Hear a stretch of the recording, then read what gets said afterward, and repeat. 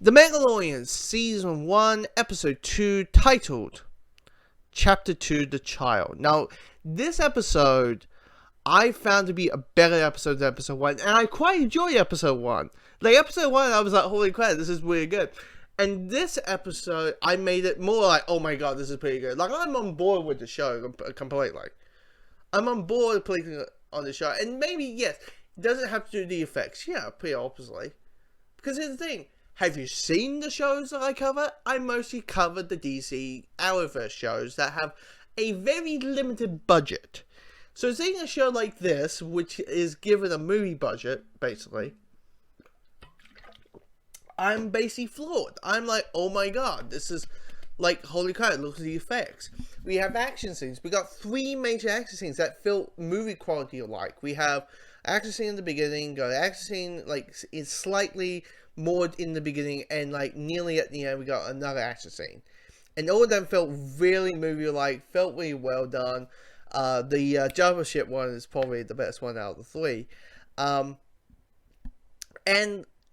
yes, it's an action episode, but the plot is very more straightforward. I mean, it's about Javas have taken parts of the Mandalorian ship, and the Mandalorian is trying to get those parts back. And that's the episode. That's what the plot is. And because of it, you're able to have this cool moments and cool just little one-liners and all that kind of stuff. I mean, I have spoken is probably the new, it's a trap! Or, I have a bad feeling about this. Like, those, it's going to be a new version of that. Because I've been hearing that online for the last week. Yeah, I think,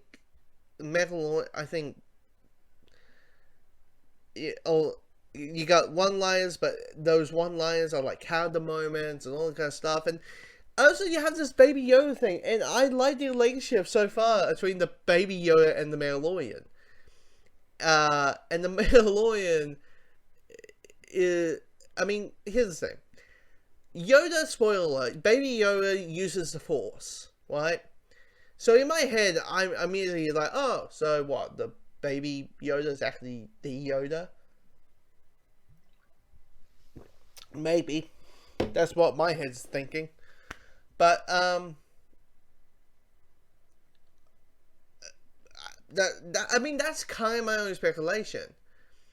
For me, it's too early to speculate, because right now, we are just getting, it's slow burns, but it's quick slow burns, and that's how the best way I will describe it.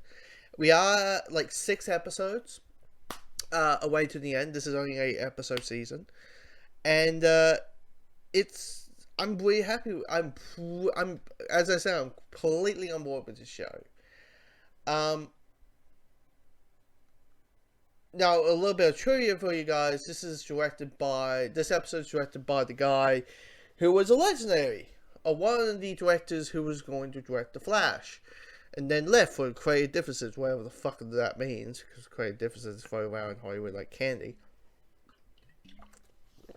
But yeah, this is and it's, of course, all the episodes are written by Jon Favreau, who is the director of the first 2 Iron Mans, Lion King, the remake of Lion King, the remake of Jungle Book.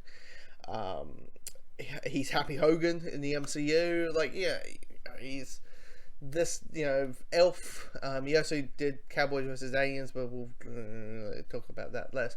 But anyway, yeah, so there's a little bit of references, and last episode, I had the reference. Life Day? He referenced Life Day, people. That's a, I don't know if that's a deep cut reference, or a reference that people go, wow, you referenced the holiday special. That's something. Watch the holiday special. Watch the holiday special, the Star Wars holiday special, drunk with a bunch of friends. Do that and you'll thank me. Just watch that and you'll be like, you think you have gone on an acid trip. But anyway, this episode, episode 1, season 2 of The Mandalorian